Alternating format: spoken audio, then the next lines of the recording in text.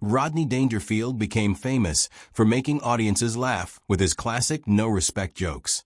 Yet the truth of his personal life was much darker than anyone realized. His existence was a constant struggle, shaped by an empty childhood, a turbulent marriage, and a hidden dependency that lasted 60 years.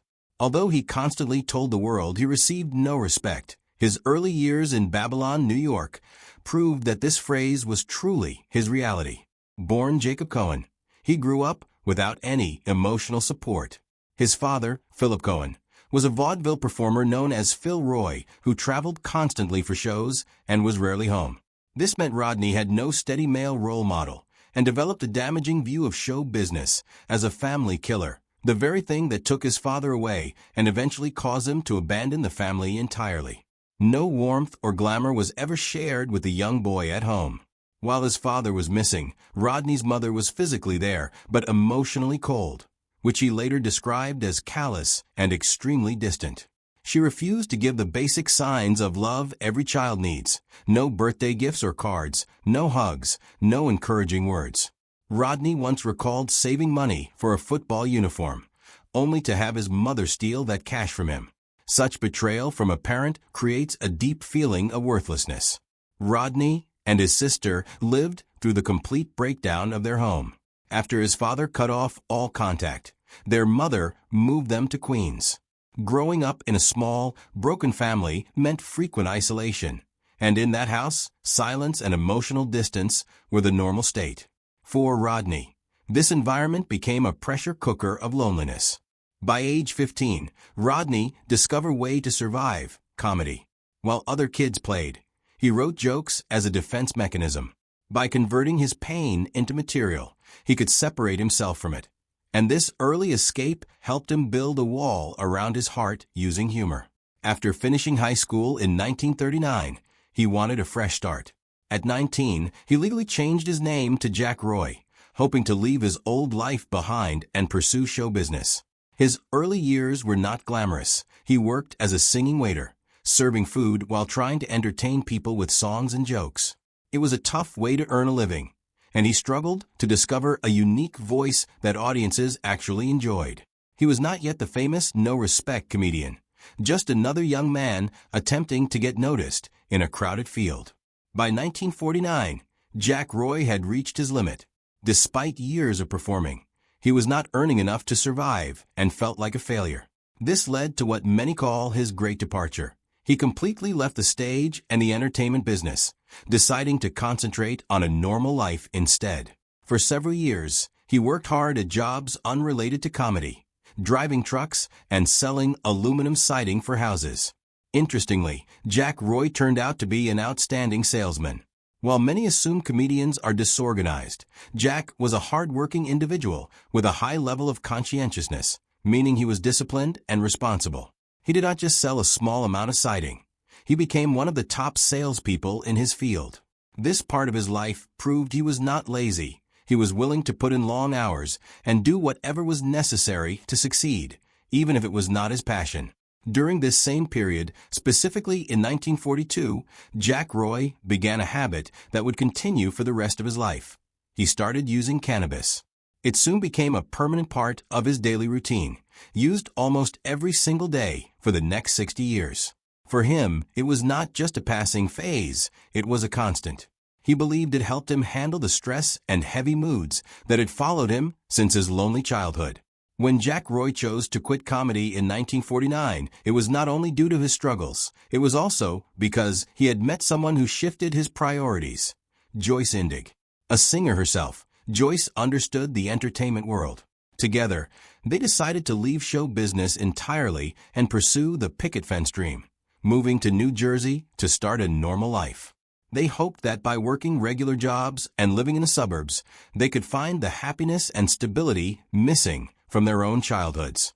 However, their relationship proved to be extremely complicated and volatile. They first married in 1949, but the marriage was filled with tension. Even though they appeared to live a quiet life externally, things were not peaceful at home. This led to a strange cycle of remarriage. They stayed together for 13 years before finally divorcing in 1962, but only 1 year later, In 1963, they married each other again. It seemed they could not live together, yet they could not stay apart either. This second attempt lasted another 7 years until they divorced for the final time in 1970. During those years, their home became a domestic battleground. They argued constantly, and the normal life they wanted felt more like a prison of shouting and resentment. Rodney later admitted these were some of the hardest years of his life. If you ever wondered where his sharp jokes about his wife and home life originated, they were born during this time. He was not just inventing stories for the stage. He was drawing from the real bitterness and frustration he experienced while living in New Jersey. The jokes were his way of expressing how unhappy he truly was. Together, they had 2 children, a son named Brian and a daughter named Melanie. Despite the chaos in his marriage, Rodney took his role as a father very seriously. After Joyce eventually passed away, Rodney assumed full responsibility for the children as a single father, balancing his growing career with the daily demands of raising 2 kids alone. He wanted to give them a more stable life than he had, even though he was still fighting his own inner demons. By 1969, Rodney Dangerfield was finally becoming well known, but he was tired of constantly traveling to perform at other people's venues. He decided to take a big risk and build his own home base, partnering with a friend to open a comedy club in New York City simply named Dangerfield's. Unlike many other clubs at the time, Rodney designed this place to be a true institution for stand-up comedy. He wanted a venue where the focus was entirely on the performer and the jokes. Because he owned the club, he had complete control over the environment, allowing him to create a space that felt both professional and intimate. It quickly became one of the most famous comedy spots in the world. The club served a very important purpose beyond just being a place to watch a show. It was a laboratory for televised comedy. During the 1970s and 1980s, HBO was becoming a major force in entertainment, and Rodney used his club to host several legendary comedy specials. These shows were not only good for his own No Respect brand, they changed how people watched comedy at home. Because the club had such a great atmosphere, the energy of a live audience transferred perfectly to the TV screen, helping make Rodney an even bigger star as millions of people could now see his act without traveling to Manhattan. One of the most admirable things about Rodney was his kingmaker quality. Even though he had spent decades struggling to get noticed, he was not bitter toward younger performers. In fact, he was incredibly altruistic. He enjoyed helping others without expecting anything in return. He used his club and his TV specials to launch the careers of comedians who had counterculture styles, meaning they were a bit different or more intense than mainstream acts. He was instrumental in discovering stars like Jim Carrey, Sam Kinison, and Tim Allen. Rodney had a great eye for talent and would often give these newcomers a stage when no one else would, believing that if someone was funny, they deserved a chance to be seen. Rodney also had a deep professional respect for the work itself. Even when he became very wealthy and could have easily retired to a beach somewhere, he refused to stop working, not for the money, but because he genuinely loved the process of performing. He was often the hardest working person in the room. When he was not on stage at his own club, he was in the back room writing or helping other comedians refine their timing.